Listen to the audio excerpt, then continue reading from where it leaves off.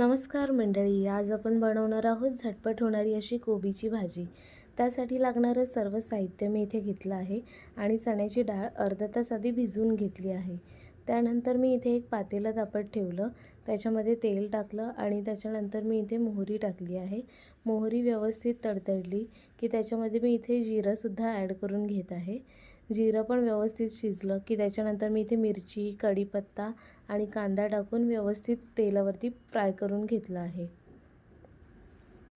आता याच्यामध्ये मी एक छोटा टोमॅटो चिरलेला टाकला आहे।